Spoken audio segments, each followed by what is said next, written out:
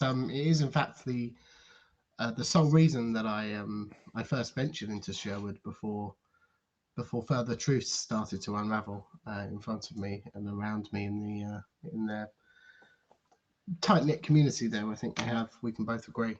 Um, but the thing that first drew me to investigate the area was what is known to locals as the Puckish tree.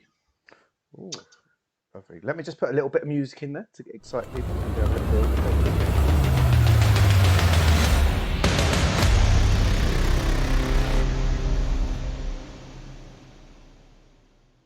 Okay, please tell me more. Please tell me more, Rico. Well, I can't help but feel. I mean, of course, we you came around with me when we asked questions of locals, and in fact, when we made it to the tree itself, and I feel as though your experience there, whilst not as of course, it is a collection of wide and vast array of experiences from different people, but I think yours in particular sets the tone for the tree quite well compared to the stories that we gathered from the community. Oh, perhaps you'd like to lead off with. It was definitely a very new experience for me. Like you said, you'd known of it before, and it was quite a challenging moment for me, I suppose. Good evening, new friends from the Infant Monkey Channels. Thank you for joining us. Please join us in our voyage of truth as we uncover some urban myths and urban legends. If you don't know who I am, my name's Dickie Waghorn. I'm joined with a new friend this evening, Henry Zimm. We can all call him Rico. And if any of you have heard of... Oh, lovely. If see, you know our community is friendly already. If any of you have any input in these myths or know anything about them, please post them in chat. My voice went very strange there. I blame the Toblerone. If you have any questions, of course, please ask as well, and we'll attempt to answer with our knowledge and so on. Well, you know my opinion on Toblerone as well. We discussed that at length. I know. I felt quite bad for having some after getting. You're asking for trouble. Oh yeah, fair enough. To be honest, it's a whole dental conspiracy, isn't it? It's how dentists make most of their money, I believe, off Toblerones. Well, why do you think there's a picture of a bear on the packet? Of course, that's a whole. Obviously, dentists. We could run hours and hours on that. We'll leave that for another evening, I think. We could. Don't get me started, Rico. Don't get me started. Yes, the Puckish tree. I've not heard much of it. I'd heard slight words from you, but really, you told me to just approach it with an open mind. Of course, like I always do. And it was strange. It was very strange.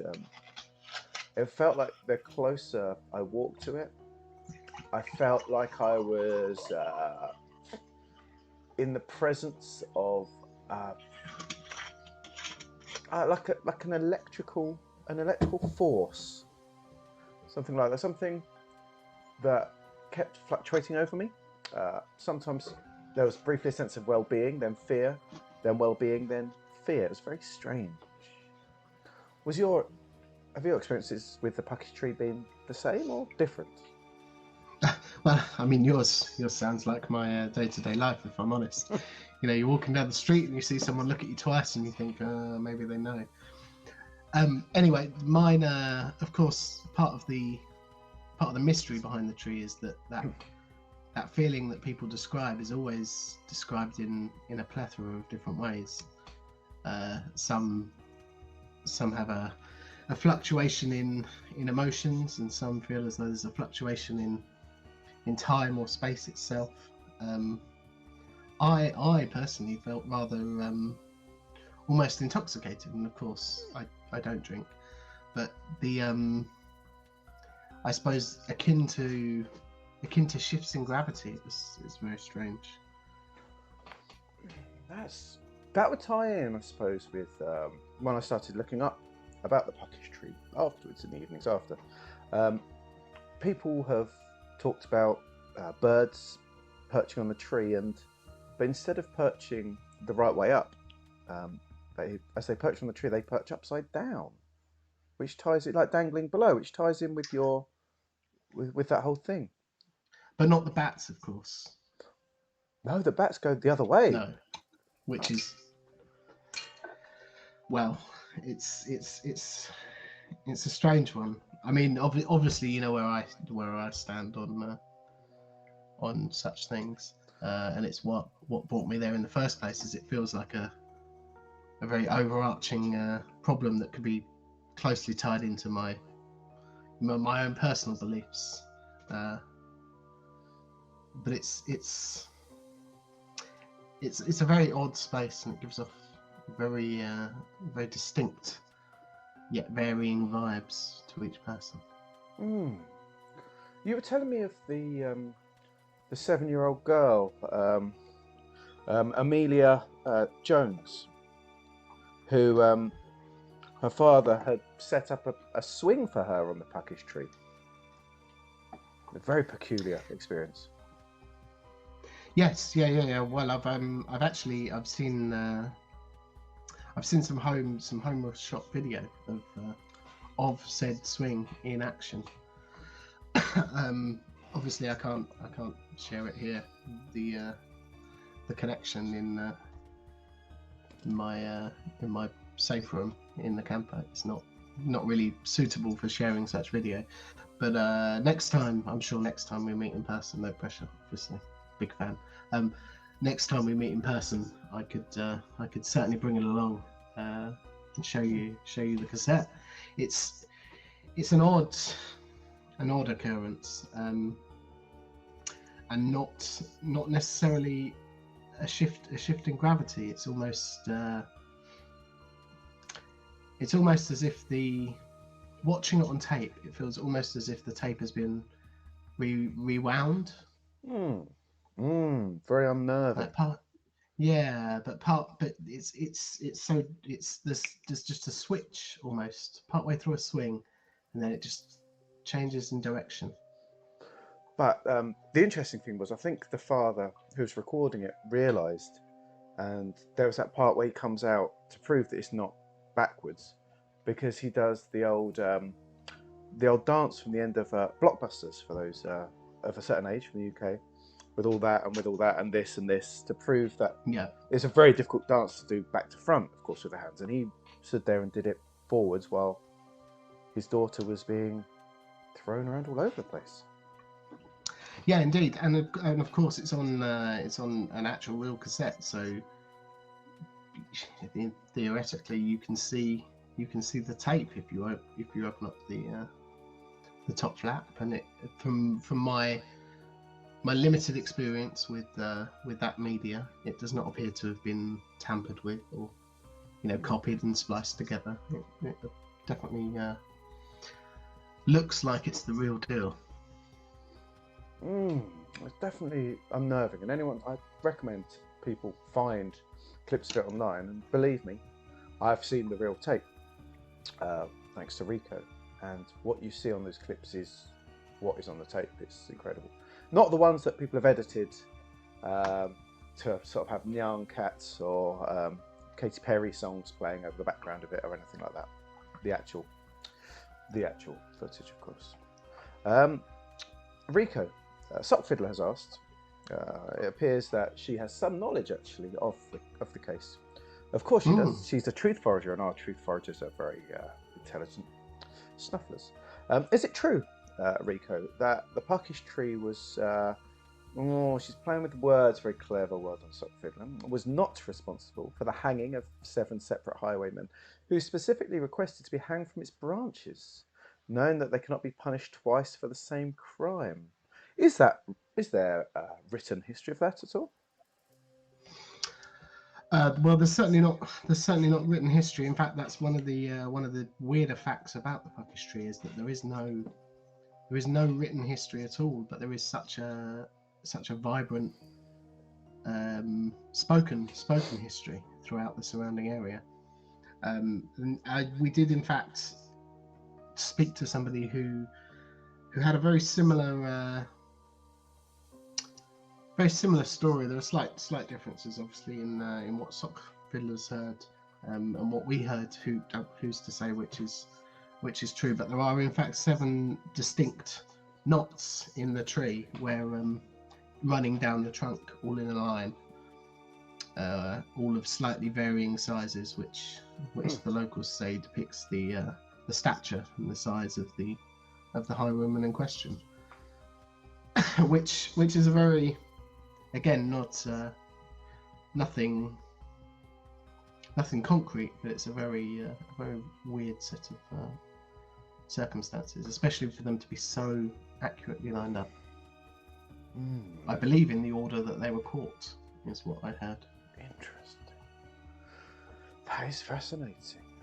Sparrow asks, can you become a highwayman by hanging from the tree? Of course, it's very difficult to hang from the tree because of the way the gravity works, but almost like the sword and stone, I suppose. If someone can hang properly, do they gain that sort of power? That is just a myth, right? There's no proof for that, unlike the rest. Well, I mean, I suppose that all depends on your greater outlook on life and the world that we inhabit. You know, as a firm believer in simulation theory, I believe that the tree is in fact, it's what drew me there in the first place. That the tree is in fact an epicenter for some corrupted code, which of course can lead to anything. So it could very well lead to situations like that in fact happening. Who are we to know? I did take out my my computer and try to download some of the code, not the digital code, of course, because that's all just made up, but some of the code around us while we were there, and there's no it's hard. It's not always an exact science. It's more of an art, and I think perhaps a trip back to Sherwood is in my future. Oh, I wouldn't be surprised. Sockfiddler has asked another question. This is one that I do feel like I can answer, the research that I've done since returning. Is the tree in fact entirely upside down, and what we believe for its branches are its roots, while its upper boughs are entirely buried in the ground? That's a really interesting question. I did do some research around, again, it has to be word of mouth. There was a time in 1783, I believe, where woodsmen came, believing in sort of a curse of witchcraft, that sort of fear with the highwaymen and such like. And there is rumours that it was chopped down. Again, it's just rumours that it was chopped down, and they sort of almost like dug it out, you know. And they did to try and remove the curse, put it, just planted it back upside down again. So what you say definitely has roots. Is it pun intended? Roots in history.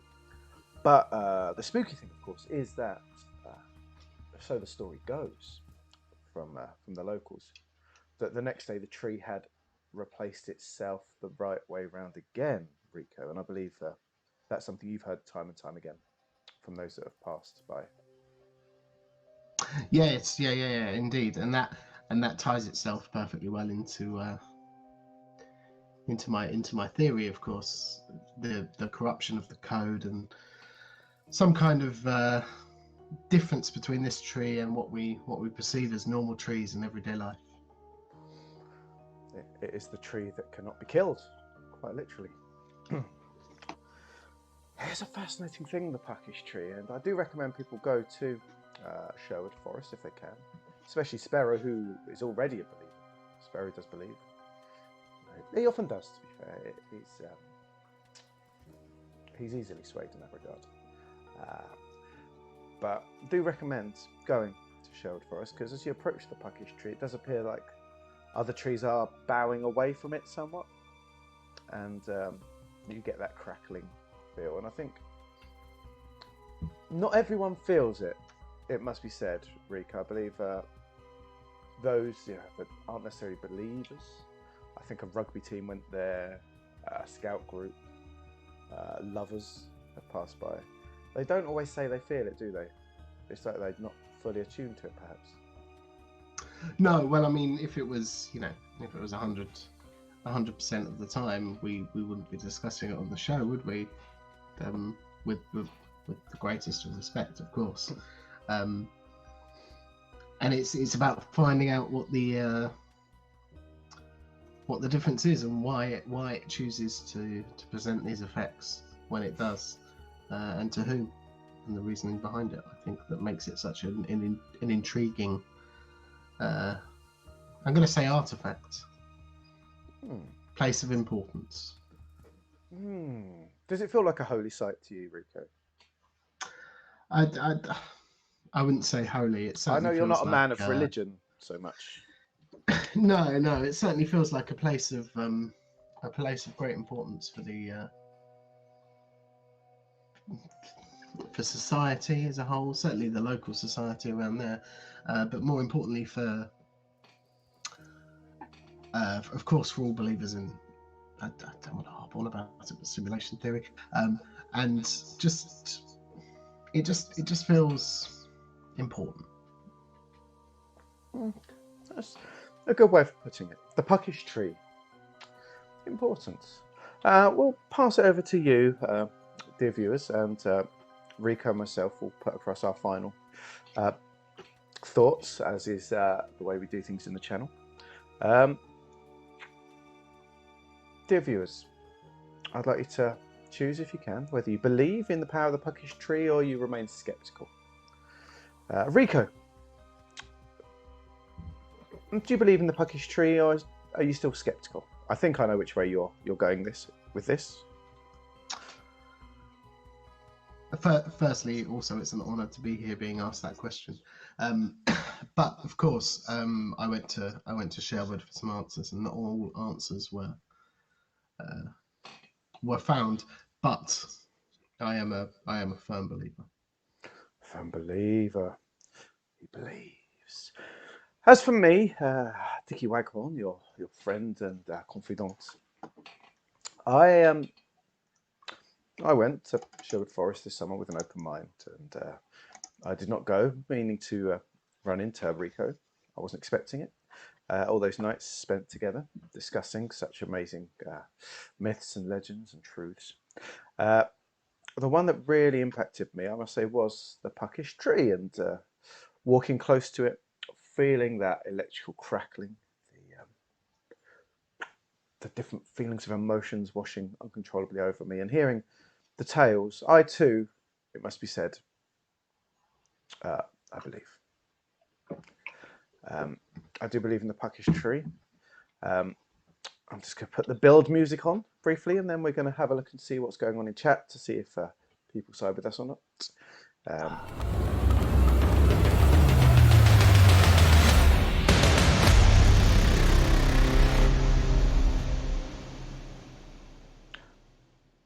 Chat believes. Sock Fiddler believes. Already half spliced believes. Sparrow believes. It's from those that have responded. It's 100% belief in the Puckish tree, and I don't blame you. I think Rico has put across good proof, good hard evidence tonight, especially with that cassette tape. Fantastic, yeah, absolutely fantastic work, Rico. I think your time was spent well. A good start, I'd say. A good start indeed. Definitely. I think perhaps maybe your you mentioned before your subscribers and the coded message for the website that you could put out. Perhaps we could do a similar thing if we were to break the cassette video into ones and zeros and sent out like a binary message. I mean, it might be quite a long one, but if we coded a binary message to them and sent that out, then they could watch it for themselves. Oh, now that I like the idea of.